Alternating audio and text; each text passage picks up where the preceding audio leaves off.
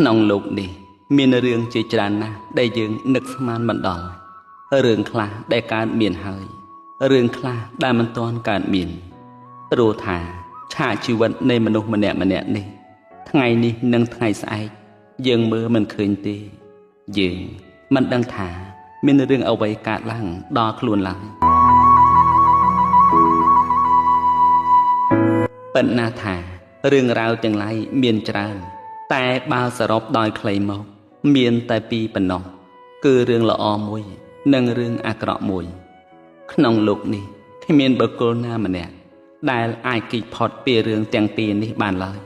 តែរមែងកើតមានក្នុងឆាកជីវិតនៃមនុស្សម្នាក់គ្រប់គ្នាមិនថាយើងឬមិនថាគេទេរឿងទាំងអស់ទោះបីជារឿងនោះល្អឬអាក្រក់យ៉ាងណាក៏ដោយដែលបានកើតឡើងហើយវាក៏បានคล้ายទៅជារឿងអតីតទាំងអស់ដែលកន្លងហួសទៅហើយដែរយើងមិនអាចទាញពេលវេលានៃរឿងទាំងឡាយដែលកើតឡើងនោះហើយសោកស្ដាយឬបាត់បង់ក្នុងសេចក្តីទុក្ខសោកនៃភាពអាឡោះអាល័យបានឡើយមិនអាចត្រឡប់ពេលវេលាឲ្យថយក្រោយវិញមិនបានទេព្រោះវាជារឿងអតីតដដែលអ្វីដែលយើងបានកំពុងនឹងប្រព្រឹត្តធ្វើហើយ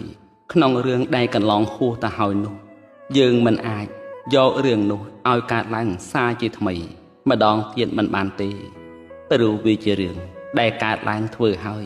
គឺហើយ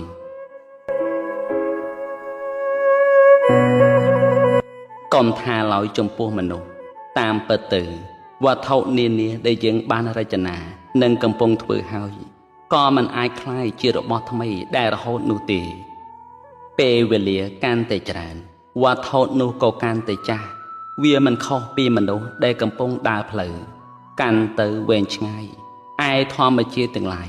តែងតែនៅចិត្តដែលយើងកំពុងដើរនោះ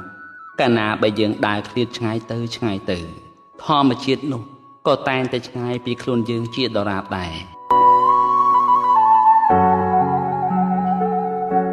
ក្នុងសេចក្តីនេះអាត្មាភាពសូមបញ្ជាក់ញាតិញោមអ្នកសប្បុរសឲ្យបានជ្រាបថារបស់ដែលចាស់មិនអាចคล้ายជារបស់ថ្មីវិញបានទេ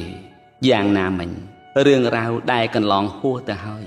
ក៏មិនអាចคล้ายជារឿងបច្ចុប្បន្ននេះបានដែរផ្ទុយពីវត្ថុដែលរបស់ចាស់យើងអាចជួសជុលដាក់នៅរបស់ថ្មីហើយបានតិចតួចតែវាក៏នៅតែជារបស់ចាស់ដដែលបានត្រឹមតែការកែច្នៃនៃវត្ថុនោះដាក់បន្តិចបន្តួចចំនួនរបស់ថ្មីប៉ុណ្ណោះទីបំផុតនៃវត្ថុដែលជាថ្មីនោះយូរទៅក៏កាន់តែចាស់វិញទាំងអស់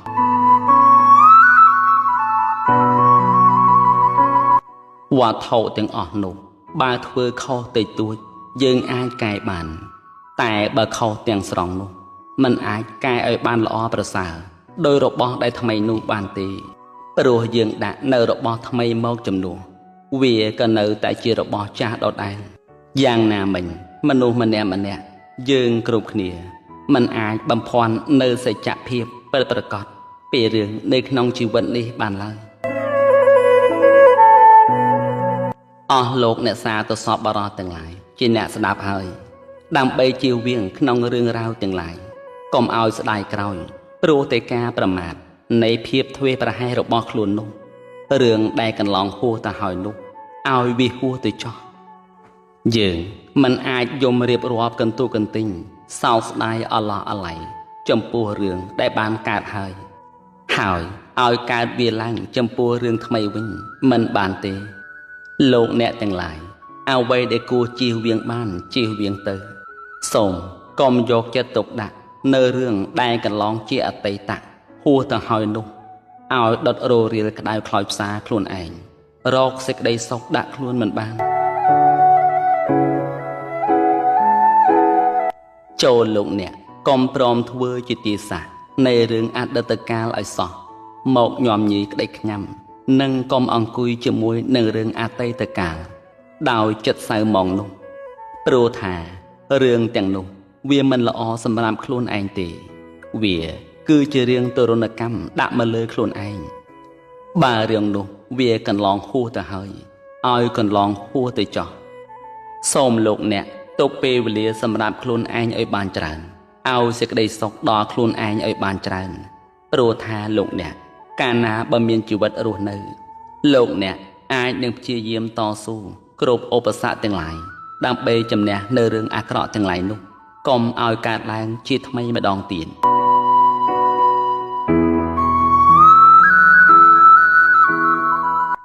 លោកអ្នកត្រូវគិតអំពីបច្ចុប្បន្នព្រោះអនាគតមាននៅវែងឆ្ងាយណាស់មានជីវិតត្រូវតែតស៊ូថ្ងៃនេះធ្វើមិនហើយថ្ងៃស្អែកធ្វើបន្តទៀតថ្ងៃខានស្អែកធ្វើមិនទាន់ល្អទេថ្ងៃខានស្អែកមួយទៀតធ្វើឲ្យល្អប្រសើរឡើងព្រោះអ្វីគ្រប់សពបែបយ៉ាងមកពីផលក្នុងបច្ចុប្បន្នដែលយើងកំពុងធ្វើប៉ុណ្ណោះព្រោះថា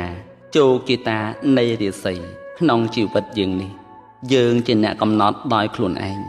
ព្រោះគ្មាននរណាម្នាក់រងចាំបម្រើលើកស្ទួយយើងឲ្យគ្រប់ពេលវេលាបានទេយើងត្រូវតម្កល់កម្លាំងចិត្តខ្លួនឯងឲ្យបានល្អរក្សាខ្លួនឯងឲ្យល្អជៀសវាងអ្នកដទៃដែលមករក្សាយើងជួយយើងព្រោះថាអ្នកដទៃដែលជួយយើងរក្សាយើងបានត្រឹមតែមួយគ្រាប៉ុណ្ណោះឯយើងត្រូវផ្ដល់កម្លាំងចិត្តឲ្យល្អប្រសើរខ្លួនឯងគឺមិនមែនមួយគ្រាទេគឺមួយជីវិត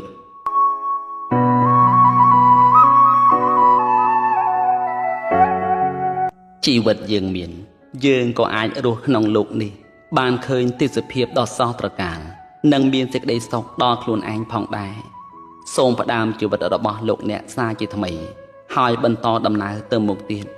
ព្រោះរឿងទាំងអស់នេះវាបានរសាត់បាត់ទីស្រមោលអតីតកាលទៅហើយសូមកុំបន្តធ្វើឲ្យកើតវាឡើងក្នុងរបួសនៃបេះដូងសាជាថ្មីម្ដងទៀតឲ្យសោះលោកអ្នកត្រូវគិតអំពីផលនៃបច្ចុប្បន្ននេះទៅឲ្យល្អជាទីបំផុតនោះអនាគតនឹងបានល្អប្រសើរឡើងតាមពិតទៅអ្វីដែលធ្វើសារជាថ្មីនោះបានត្រឹមតែជាការកែខៃប៉ុណ្ណោះដូចជាការធ្វើខុសទៅហើយត្រូវធ្វើសារជាថ្មីគឺត្រូវរកនៃវិធីកែច្នៃឲ្យបានត្រឹមត្រូវល្អបំផុតតែបើមនុស្សនិយាយខុសទៅហើយហួសទៅហើយខំប្រឹងនិយាយសារជាថ្មីដើម្បីឲ្យបានត្រឹមត្រូវនោះវាគ្រាន់តែជាការកែច្នៃប៉ុណ្ណោះប៉ុន្តែអ្វីដែលខុសព្រោះការធ្វើព្រោះការនិយាយនោះវាបានคล้ายជារឿងអតីតទៅហើយវាបានកន្លងហួសទៅហើយនឹងចាប់ទាញឲ្យត្រឡប់មកវិញគឺมันបានដាច់ខាតព្រោះវាជារឿងអតីតมันអាចត្រឡប់ជារឿងក្នុងបច្ចុប្បន្នឲ្យកើតមិនបានទេតួយ៉ាងមនុស្សដែលធ្លាប់មានស្នាមដំបៅទៅហើយតែថាมันអាចត្រឡប់មិនធ្លាប់មានដំបៅដោយម្ដេចទៅកើតវាត្រូវតែជាដំបៅដែលបានកើតហើយនោះឯងឯស្នាមដំបៅនោះរមែងមានទោះមានឬក៏មិនមានវាអាស្រ័យដែលយើងចេះថែរក្សាហើយលុបបំបាត់វាប៉ុណ្ណោះឯស្នាមផ្លូវចិត្តវិញក៏ដូចគ្នាដែរអ្វីដែលធ្វើហើយវាជាការធ្វើហួសទៅហើយសុខឬទុក្ខវាក៏បានកន្លងហួសទៅហើយដែរនៅពេលលោកអ្នកនឹកត្រឡប់ក្នុងរឿងរ៉ាវទាំងឡាយដែលបានកន្លងហួសទៅហើយនោះវាមិនខុសដូចជាទឹកជ្រោះដែលហូរចុះទៅក្រោមព្រោះហេតុដូច្នោះយើងគួរគិតគួរពិចារណាការដែលយើងធ្វើអ្វីខុសមួយហើយរមែងបាត់បង់សាបសូន្យចាកលៀបទៅនៅរឿងអ្វីនោះសូមលោកអ្នកកុំរើវើរវាយក្នុងអារម្មណ៍ដែលនាំឲ្យកើតទុក្ខនោះសូមឲ្យវាកន្លងទៅឆ្ងាយចុះប៉ុន្តែបច្ចុប្បន្ននិងអនាគតវាក៏នៅតែជារបស់យើងដដែលសូមលោកអ្នកផ្ដើមសារជីវិតជាថ្មីកសាងមាគ៌ានៃវិថីជីវិតនេះឲ្យល្អជាទីបំផុតដូច្នេះអនាគតនឹងបានល្អបច្ចុប្បន្ននឹងคล้ายជាអតីតរបស់អនាគតទើបត្រូវសាងអនាគតដោយបច្ចុប្បន្ននេះឯង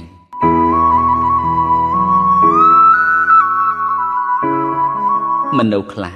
លិចលង់ចូលទៅក្នុងរឿងអតីតកាលច្រើនពេកដោយធ្វើចិត្តសៅមងរហូតដល់ទៅខូចខ្លួនខូចនិស្ស័យអស់ផ្លូវក្នុងបច្ចុប្បន្នចំណែកអនាគតក៏ងងឹតស្លុបស្លុងឥតមានរស្មីជាទីពឹងបន្តិចសោះព្រោះហេតុដូច្នេះចូលលោកអ្នក កុំធ្វើជាទីស័ក្តិរបស់អតីតកាលពោលគឺកុំយកអតីតកាលឲ្យធ្វើជាចង្វាយនេះរបស់ខ្លួនគ្រប់គ្រងលើខ្លួនឯងឡើយ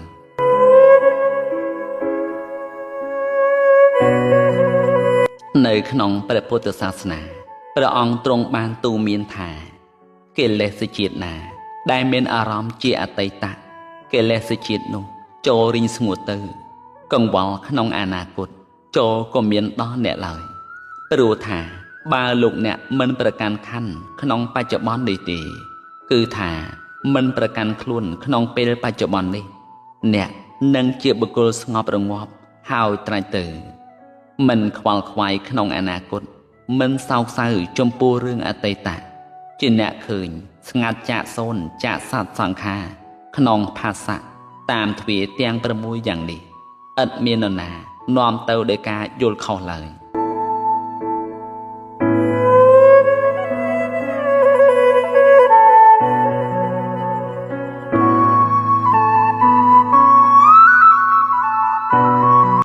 កម្មតែងបែងចែកសត្វទាំងឡាយឲ្យថោកទាបនិងថ្លៃថ្លាពិតណាស់មនុស្សទាំងឡាយគ្រប់រូបតែងប្រព្រឹត្តក្នុងអំពើនៃការងារក្នុងកិច្ចដែលមនុស្សកំពុងធ្វើប្រចាំថ្ងៃ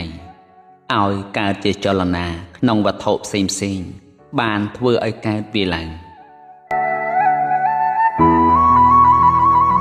មនុស្សធ្វើក្នុងអំពើសពថ្ងៃនេះមានជាហេតុឲ្យកើតក្នុងលក្ខណៈ3យ៉ាង1មានកាយ2មានវាចា3មានចិត្តបុគ្គលដែលធ្វើក្នុងអំពើប្រកបដោយកាយលោកហៅថាកាយកម្មបុគ្គលដែលនិយាយចេញជាសម្ដីឬហៅថាវាចាលោកហៅថាវចីកម្មបុគ្គលដែលមានចិត្តគិតធ្វើត្រេះរិះពិចារណាគិតទុកក្នុងចិត្តហៅថាមនោកម្មលក្ខណៈទាំង3នេះហើយដែលបុគ្គលម្នាក់កំពុងប្រព្រឹត្តនិងកំពុងធ្វើនេះឲ្យឈ្មោះថាកម្មប្រែថាអំពើឬការធ្វើបណ្ដាកម្មទាំងឡាយមានកាយកម្មក្តីវិចីកម្មក្តីមនោកម្មក្តីកម្មទាំង3នេះចែកចេញជា2បន្តទៀត1កុសលកម្ម2អកុសលកម្មអំពើណាដែលជាសេចក្តីសុខនាំផលមកឲ្យគឺជាអំពើបុណ្យឈ្មោះថាកុសលកម្មអំពើណាដែលមានបាបធម៌អាក្រក់កើតនៅសេចក្តីទុក្ខជាផលឈ្មោះថាអកុសលកម្មគឺអំពើអាក្រក់ក្នុងលោកនេះមនុស្សមិនមែនចេះតែល្អទាំងអស់ហើយក៏អាក្រក់ទាំងអស់នោះដែរគឺមានអ្នកល្អមានអ្នកអាក្រក់មនុស្សមួយពួកដែលធ្វើអំពើល្អ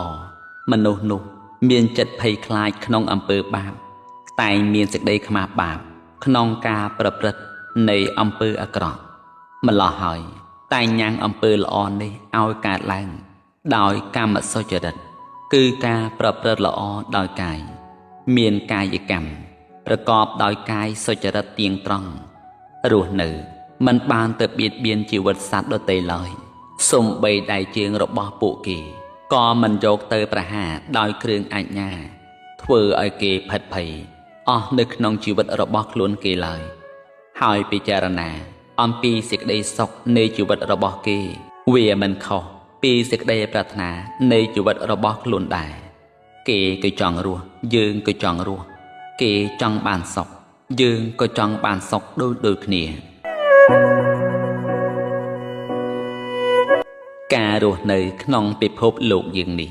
ជីវិតយើងគឺរស់នៅមិនខុសគ្នានឹងជីវិតអ្នកដទៃឡើយព្រោះថាជីវិតគឺជាការរស់នៅដែលមានដង្ហើមដកចេញដកចូលបានម្យ៉ាងទៀតក្នុងអំពើប្រកបដោយកាយមួយទៀតគឺកាយសុចរិតមិនប្រព្រឹត្តធ្វើក្នុងអំពើនៃហេតុប្រាថ្នាចង់បានទ្រព្យសម្បត្តិរបស់អ្នកដទៃមកធ្វើជាកម្មសិទ្ធិរបស់ខ្លួនឡើយពិតណាស់ហើយក្នុងលោកនេះមនុស្សតែងស្រឡាញ់ខ្លួនលើសអ្វីដែលខ្លួនមានក៏ប៉ុន្តែទ្រព្យសម្បត្តិក៏ជាចំណែកដ៏ធំមួយប្រចាំជីវិត ដែលមនុស្សម្នាក់មិនអាចកាត់ថ្លៃបានការរស់នៅនៃមនុស្សសពថ្ងៃនេះបើគ្មានទ្រព្យសម្បត្តិជាគេអាករឬលុយកាក់ទុកដាក់ដីស្រែចម្ការច្បារដំណាំទេយើងម្នាក់នេះគឺរស់នៅហាក់ដូចជារកកោះត្រើយគ្មានប្រៀបបីដូចជាទូកដែលគ្មានចង្វា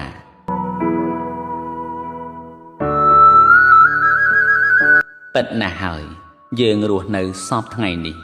មានទ្រព្យសម្បត្តិគ្រាន់នឹងបានជាទីសង្ឃឹមព្រោះទ្រព្យនេះអាចជួយដោះដូរនៅទុក្ខធុរៈផ្សេងមួយគ្រាតាមតម្រូវការរបស់យើងផងដែរដូច្នេះមនុស្សយើងរាល់ថ្ងៃរស់នៅគឺដើម្បីក្នុងការប្រកបមុខរបរចិញ្ចឹមជីវិតបានជាកម្រៃមកទុកដាក់មើលថែកាន់កាប់ធ្វើជាកម្មសិទ្ធិរបស់ខ្លួនគឺមិនចង់ឲ្យទ្រព្យនោះឃ្លាតចាកព្រាត់ប្រាសទៅដោយប្រការឥតអំពើឡើយលោកអ្នកសាកគិតទៅមើលចិត្តរបស់អ្នកដទៃដែលគេស្រឡាញ់ទ្រព្យរបស់គេយើងក៏ស្រឡាញ់នៃទ្រព្យរបស់យើងដូចគ្នាដែរដូចនេះបុគ្គលម្នាក់មិនគួរឆក់ប្លន់កັບកេងឬឆោបបោកប្រាស់ដោយពាក្យកុហកផ្សេងដទៃចង់បាននៃទ្រព្យសម្បត្តិរបស់ខ្លួនដោយឥតបានចំណាយកម្លាំងញើសឈាមរបស់ខ្លួនបន្តិចណាសោះមកធ្វើជាកម្មសិទ្ធិរបស់ខ្លួនដោយខុសច្បាប់ឡើយព្រោះថា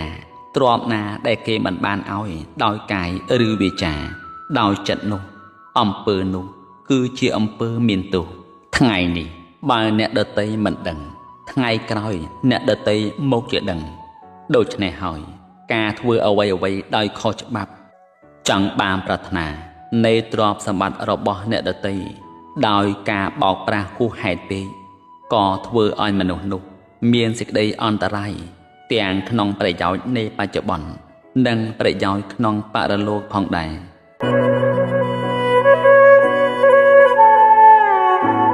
មួយទៀតអំពើដែលប្រកបដោយកាយសុចរិតគឺមិនប្រព្រឹត្តខុសកន្លងយកដៃជើងចាប់ស្វាមីភរិយាកូនគេមកធ្វើជារបស់ខ្លួនឡើយក្នុងលោកនេះមនុស្សប្រុសហើយនិងស្រីតែមានការជាប់ចម្ពាក់ចិត្តគ្នានឹងគ្នាដោយការស្រឡាញ់រហូតដល់មេបាទុកឪពុកដាក់រៀបចំគូក្រងឲ្យคล้ายជាប្តីជាប្រពន្ធស្របច្បាប់តាមទំនៀមទម្លាប់ប្រពៃណីដែលពាក្យចាស់បុរាណលោកថាប្តីប្រពន្ធឬហៅថាស្វាមីភរិយា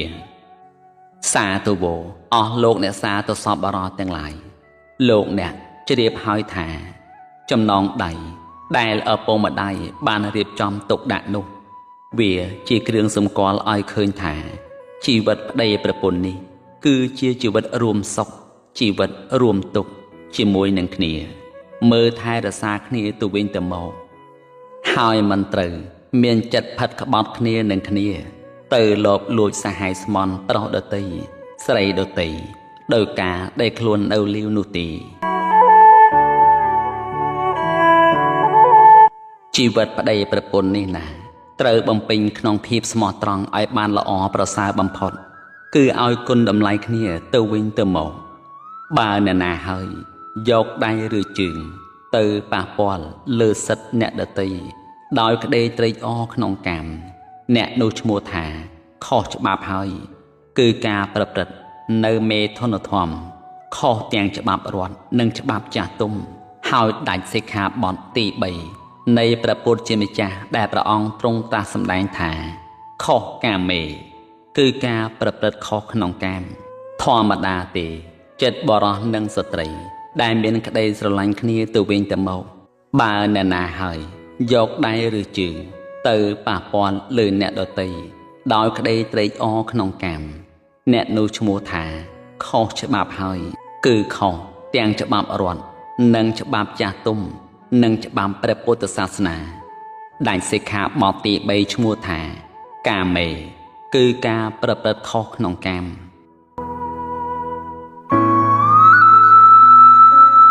យើងគប្បីពិចារណារកហេតុផលចំពោះបរិសុទ្ធក្តីស្ត្រីក្តីគប្បីពិចារណាអំពើនៃចិត្តរបស់ខ្លួនថាយើងគប្បីអាណិតអាសូរចំពោះស្វាមីភរិយានិងបុត្រជាទីស្រឡាញ់របស់យើងទេមនុស្ស ដែលមានសតិនិងសម្ពាញ្ញៈគប្បីពិចារណាខ្លួនដោយខ្លួនឯងដឹងខ្លួនដោយខ្លួនឯងគឺមិនត្រូវបំបែកបំបាស់ព្រាត់ប្រាសចាកចោលខ្លួនហើយមានមនុស្សទី3ចូលជ្រែកក្នុងក្តីស្នេហារវាងប្តីហើយនឹងប្រពន្ធគេទេមនុស្សដែលវង្វេងស្រវឹងក្នុងសេចក្តីស្នេហារមែងធ្វើឲ្យចិត្តបរិសុទ្ធស្ត្រីនោះវង្វេងវង្វាន់ភ័ន្តស្មារតីលែងស្គាល់បនបាបគុណទោសសុខចិត្តរោគអបាយកលក្នុងគំនិតអាក្រក់ផ្សេងឲ្យកើតជារូបរាងឡើងហើយបំបែកបំបាក់ឲ្យគេឆ្លោះទាស់តែងគ្នាខ្វែងគំនិតគ្នាឲ្យកើតជារឿងក្តៅក្រហាយបែកបាក់ប្តីប្រពន្ធកូនចៅធ្វើឲ្យវឹកវរក្នុងក្រុមគ្រួសារពីមួយថ្ងៃទៅមួយថ្ងៃមានតែសេចក្តីទុក្ខកង្វល់ជានិច្ចរកបញ្ហាដោះស្រាយណាមួយគ្មានដូច្នេះមានតែការបែកបាក់ចែកផ្លូវគ្នាដើររៀងខ្លួនទៅទើបអ្វីគិតថានឹងបានល្អប្រសើរជាងមុនជនទី3ដែលជ្រៀតចូលក្នុងជីវិតគេនោះក៏បីជ្រាបក្នុងចិត្តប្តីប្រពន្ធគេផងចោះយើងកុំចង់បាននៅរបស់ដែលមិនជាស្របច្បាប់ការធ្វើដូច្នេះមិនមែនបានសេចក្តីសុខដល់ខ្លួនគ្រប់ពេលនោះទេបើគេដឹងឮហើយអ្នកនោះយកប្តីអញអ្នកនេះយកប្រពន្ធអញក៏ត្រូវគេស្ដីនិន្ទាថាឲ្យគ្រប់ពេលមកលើខ្លួនតើយើងទ្រាំរស់នៅដោយការជេរប្រមាថច្រាស់ឆ្អេះពីអ្នកដទៃទៀតឬដូចនេះលោកអ្នកកុំសាងកម្មបន្តទៀតអីព្រោះអ្វីក្នុងលោកនេះមិនមែនជារបស់កម្មសិទ្ធិផ្ទាល់ខ្លួននៃបុគ្គលណាម្នាក់ឡើយរួមទាំងខ្លួនយើងផងដែរមិនអាចឈរនៅលើភពផែនដីនេះឲ្យរហូតដល់រលាយផែនដីនោះទេអ្វីដែលគួរអាចជាបានជាទៅកុំប្រព្រឹត្តនៅតាមអំពើចិត្តដែលស្រវឹងទៅដោយសេចក្តីស្នេហាខ្លាំងពេករហូតដល់ភ្លេចបុណ្យភ្លេចបាបភ្លេចគុណភ្លេចទោសនោះវាជារឿងអកុសលកើតឡើងចំពោះខ្លួនឯងទៅវិញទេ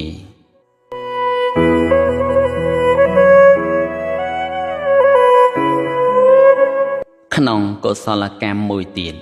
គឺសំដៅលើកយកមនោសុចរិតការប្រព្រឹត្តល្អដោយចិត្តនេះ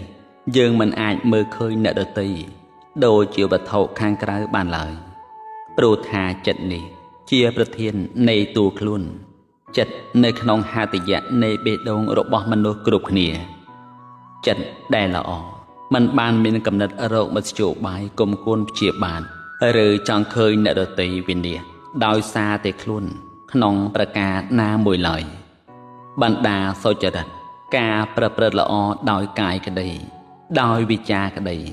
ដោយចិត្តនេះឈ្មោះថាកុសលកម្មជាផលល្អតែងដឹកនាំមនុស្សទទួលបាននៅសេចក្តីសុខសូភមង្គលប្រចាំជីវិតជាសេចក្តីសុខក្នុងបច្ចុប្បន្ន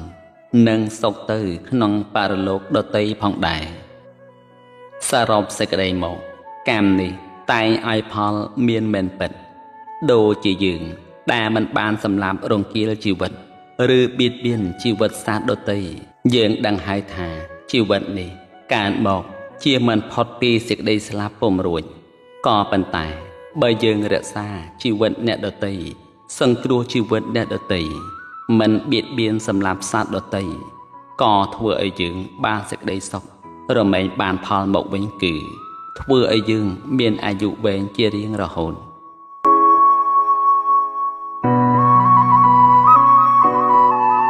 សូមនិយាយអំពីការលួចក្នុងលោកនេះមនុស្សខ្លះរកស៊ីសុចរិតទៀងត្រង់មិនបំភាន់ការពិតហើយរកស៊ីក្នុងផ្លូវសុចរិតអ្នកនោះឈ្មោះថាជាសប្បុរស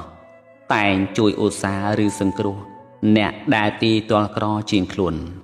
រស់នៅរកស៊ីមិនបានកេងប្រវ័ញ្ចប្រាក់ខែទ្រព្យសម្បត្តិកម្មកររបស់ខ្លួន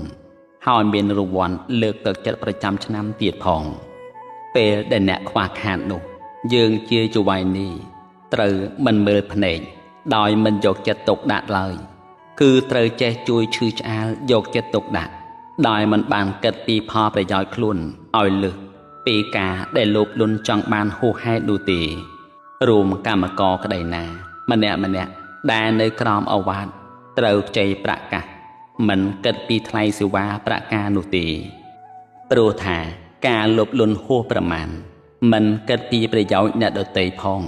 គិតតែពីចង់បានខ្លួនឯងពេកក៏ធ្វើឲ្យខ្លួនយើងនេះជាមនុស្សបរាជ័យផងដែរពាក្យថាបរាជ័យនៅទីនេះគឺមិនសំដៅលើកយកនៅទ្រព្យសម្បត្តិលៀបយសស័ក្តិមុខមាត់នោះទេគឺសំដៅទៅលើការគោរពប្រណិប័តអំពីសំណាក់នៃជនដទៃដែលគេឃើញយើងថាជាមនុស្សសប្បុរសគេឲ្យតម្លៃរបស់យើងដោយសប្បុរសបើយើងអសប្បុរសគេឲ្យតម្លៃយើងដោយការមើលងាយឆ្មាំងឆ្មៃ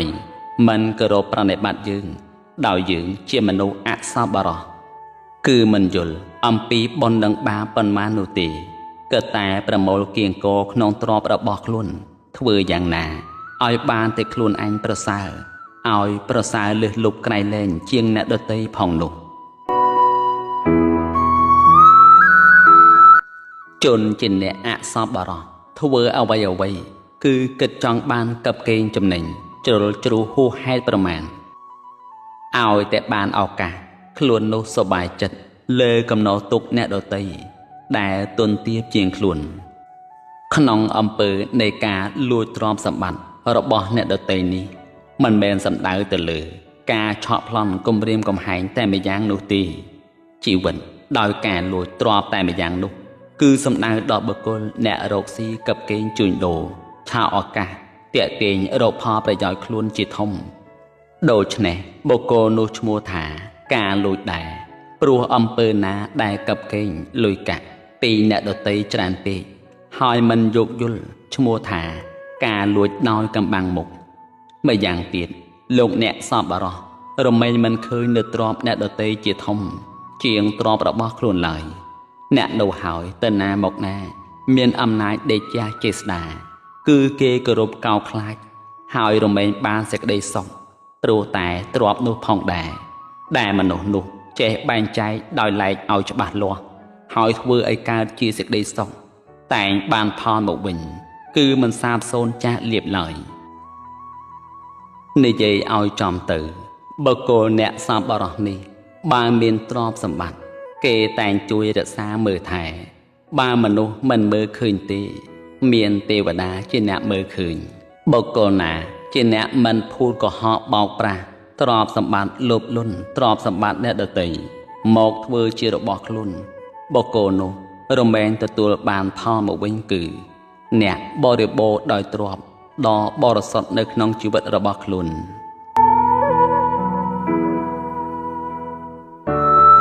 និយាយអំពីទោសក្នុងកាមបុគ្គលណាមិនប្រព្រឹត្តខុសក្នុងកាមក្នុងរឿងនេះជីវិតរបស់មនុស្សតែមានគូក្រងជានិស្ស័យមិនអាចកាត់ថ្លៃបានឡើយបើបានគ្នាជាប្តីជាប្រពន្ធហើយសូមកុំយកទ្រព្យសម្បត្តិតិចឬច្រើនធ្វើជាត្រីមុខឲ្យសោះ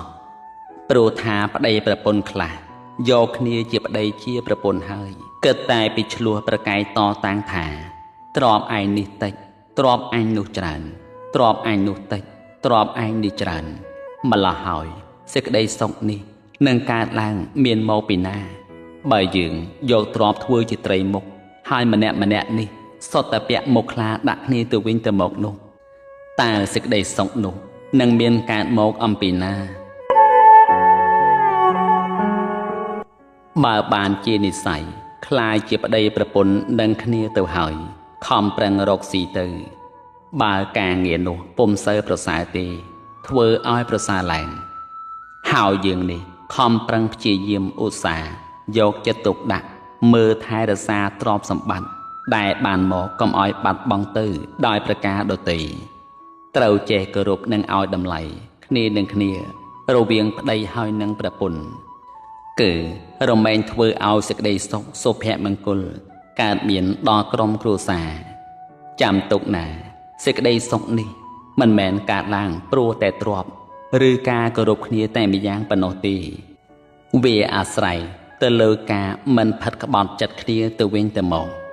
គឺមិនប្រព្រឹត្តក្បត់ចិត្តគ្នាឈ្មោះថាមិនចម្ពាក់នឹងពៀ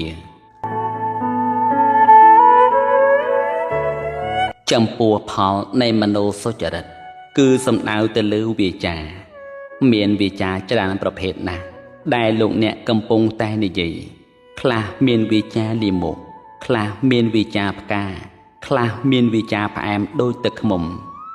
ការដែលមិននិយាយកុហកឬនិយាយពាក្យឥតប្រយោជន៍មិននិយាយអុចអាលឬចាក់ដោតឲ្យគេខឹងមិននិយាយពាក្យឥតប្រយោជន៍គឺនិយាយទៅឲ្យកើតជាសេចក្តីសុខដល់អ្នកដទៃនិងខ្លួនឯងយើងមិនបានដេកព្រួយចិត្តក្នុងគំនិតដែលខ្លួននិយាយខុសទៅលើអ្នកដទៃនោះឡើយព្រោះថាវាចានៃសម្ដីយើងមើលមិនឃើញទេតែវាជាខ្យល់មាត់កាលណាបាត់ដឹងឮនៃត្រចៀកអ្នកដទៃហើយការនិយាយល្អឲ្យកើតជាសុខការនិយាយអាក្រក់ឲ្យកើតជាទុក្ខដូចនេះលោកអ្នកមុននឹងនិយាយត្រូវគិតសិនហើយសឹមនិយាយពិតណាស់ហើយបណ្ដាកុសលកម្មនិងអកុសលកម្មនេះសត្វទាំងឡាយតែមានជៀសមិនផុតពុទ្ធភាសិតដែលព្រះអង្គទ្រង់ត្រាស់សម្ដែងថាកម្មង្សតេវិភយតិហេតបណៃតាយៈកម្មតែងចែងសត្វទាំងឡាយឲ្យថោកទាបនិងថ្លៃថ្លាសមតាមអំពើដែលខ្លួនបានធ្វើកន្លងមកពិតណាស់ហើយមនុស្សដែលល្អមិនមែនសំដៅទៅលើរូបសម្បត្តិល្អសមសួនតែម្យ៉ាងហើយក៏មិនមែនសំដៅទៅលើសម្ភារៈនិយមគ្រឿងប្រើប្រាស់ទំនើបគ្រឿងទាំងនោះវាគ្រាន់តែជាគ្រឿងលម្អរបស់មនុស្សនៃសភាវៈខាងក្រៅប៉ុណ្ណោះកម្មល្អវាអាស្រ័យទៅលើមនុស្សដែលព្រមដោយចរិយាមារយាទមានចរិតលក្ខណៈរបស់មនុស្សម្នាក់ដែលចេះគោរពក្នុងគុណតម្លៃរបស់អ្នកដទៃនិងធ្វើគុណតម្លៃរបស់ខ្លួនឯងឲ្យកើតដែលជាសេចក្តីសុខដល់ព្រមក្នុងការបំពេញកាតព្វកិច្ចឲ្យคล้ายជាមនុស្សដែលមានវិន័យល្អបំផុតប្រចាំជីវិតមនុស្សដែលល្អហៅថាសប្បុរសមិនមែនសំដៅទៅលើការធ្វើទានសិលភាវនាតែម្យ៉ាងនោះទេតែវាអាស្រ័យក្នុងគោលជំហររឹងប៉ឹងច្បាស់លាស់មុននឹងស្ដាប់នៅពាក្យសម្ដីរបស់អ្នកដទៃគឺជឿដោយមានហេតុផលត្រូវត្រិះរិះក្នុងចិត្តពិចារណាក្នុងចំណុចខ្វះខាតនិងមិនខ្វះខាតត្រូវប្រកាន់ខ្ជាប់ក្នុងអំពើណាដែលមិនអាចឲ្យកើតជាទោសមនុស្សល្អធ្វើល្អបានដោយងាយមិនអាចបកគោណាមួយតាក់ទងអូសទាញឲ្យទៅធ្វើអំពើអបាយមុខមានស្រីស្រាលបែងភ្នាល់ជាដើមនាំឲ្យខូចកិត្តិយសអាសាបង់ឬឥតប្រយោជន៍ឥតអំពើឡើយមនុស្សល្អនេះតែងស្អប់ខ្ពើមនៅរបស់ស្មោកគ្រោកលោកហៅថាមនុស្សប្រភេទនោះចាត់ទុកថាជាមនុស្សសទេវោធម្មតាមនុស្សទេវតាតែងរមែងមានចិត្តរក្សាក្នុងបុគ្គលណាអ្នកដែលមានគុណធម៌មានសិលបរិសុទ្ធចាកផុតអំពើអាក្រក់ទាំងឡាយទាំងពួងមនុស្សទាំងនោះតែងដល់នៅសេចក្តីសុខគ្រប់ប្រការអំពើល្អឯណាមួយដែលយើងធ្វើឲ្យក្នុងថ្ងៃនេះអ្នកដទៃគេមើលមកយើងមិនឃើញក្នុងអំពើល្អនោះទេគឺយើងឃើញដោយខ្លួនឯងហើយនៅហើយជាផលល្អតែមានប្រកបដល់យើងមិនយូរមិនឆាប់គឺរមែងបានផលជាទីគាប់ចិត្តដែលកើតមកអំពីសេចក្តីអំពើល្អដែលខ្លួនបានធ្វើហើយកន្លងមក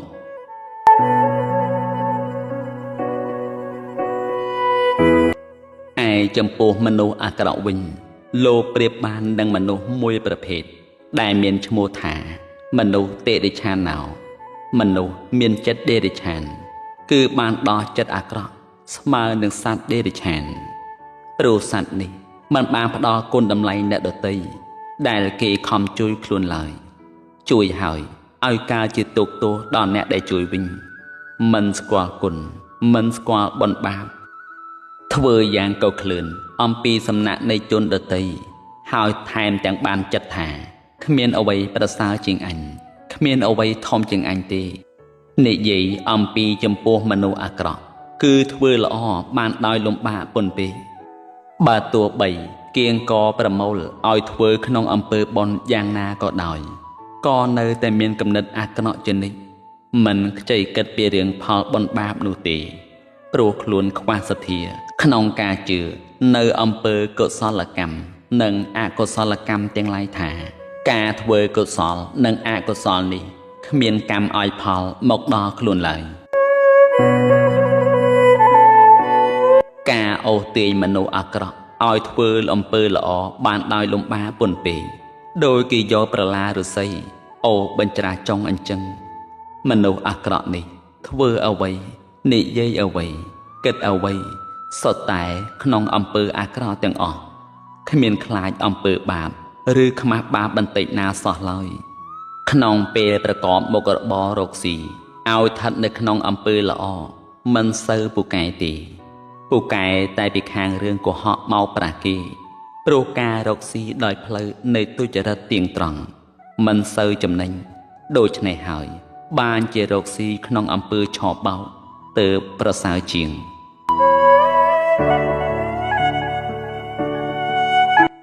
មនុស្សដែលអាក្រក់រកស៊ីក្នុងផ្លូវងងឹតមានការលួចប្លន់កັບកេងឆបោកគ្រប់ទម្រង់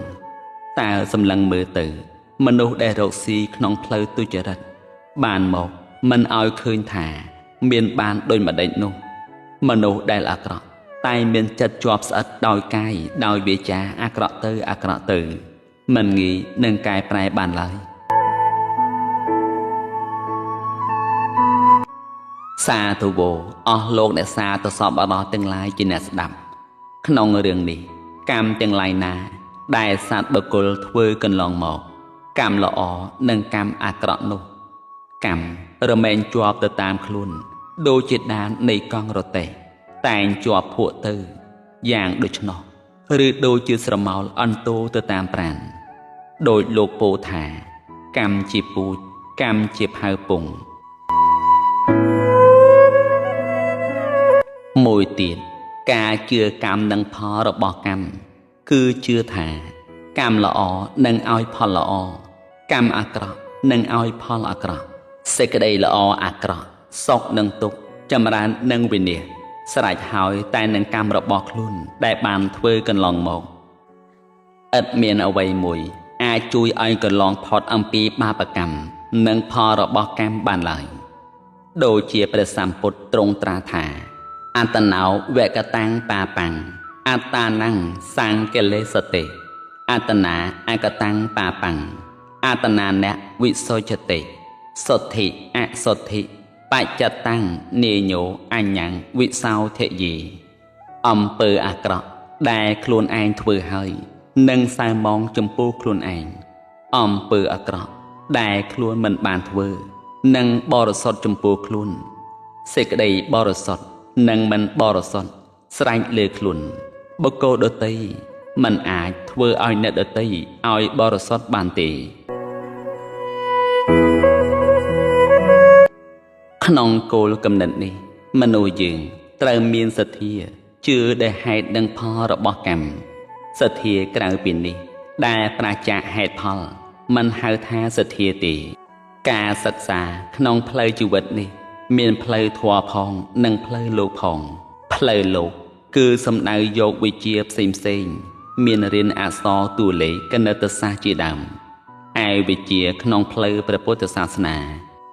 គឺសំដៅយកការសិក្សាប្រណិប័តស្ដាប់នៅព្រះពុទ្ធវចនៈមានព្រះត្រៃបិដកទាំង3ព្រះវិន័យព្រះសូត្រនិងព្រះអភិធម្មមានការអប់រំចិត្តតាមបែបកន្លងព្រះពុទ្ធសាសនាបានដល់សមាធិរក្សាសិលមានបញ្ញាយល់ច្បាស់ក្នុងកងសង្ខារទាំងពួងការសិក្សាដូចជាការគោរពប្រណិប័តក្នុងផ្លូវនេះដើម្បីពង្រីកសមត្ថភាពជាគ្រឹះមូលដ្ឋានឲ្យលើកស្ទួយដល់ប្រទេសជាតិនិងព្រះពុទ្ធសាសនានិងកិច្ចដ៏សំខាន់នៅក្នុងជីវិតរបស់មនុស្សម្នាក់ៗឲ្យយល់ច្បាស់អំពីអ្វី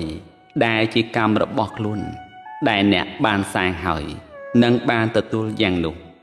ដើម្បីដោះស្រាយនៅជីវិតនេះតាមឋានៈទូនាទីមុខមាត់ឲ្យបានខ្ពង់ខ្ពស់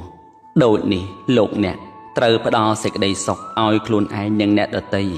ហើយប្រណិប័តនៅវិន័យប្រចាំជីវិតឲ្យល្អប្រសើរបំផុតគឺរក្សាដោយសិល5ទាំងឡាយមានបាណាតិបាតមិនសម្លាប់សត្វ អតនេទានមិនលួចទ្រព្យគេកាមេមិនប្រព្រឹត្តខុសក្នុងកាមមុសាមិននិយាយពាក្យកុហកសុរាមិនសែបនៅគ្រឿងស្រវឹងជាដើមហេតុទាំងឡាយ5នេះបើលោកអ្នកប្រព្រឹត្តល្អប្រចាំជីវិតហើយនោះសេចក្តីសុខនឹងកើតមានដល់ភូមិឋានរបស់អ្នកក្រុមគ្រួសាររបស់អ្នកព្រមទាំងអ្នកផងដែរបាននៅសេចក្តីសុខជារៀងរហូតក្នុងអវសាននៃជីវិតរៀងខ្លួន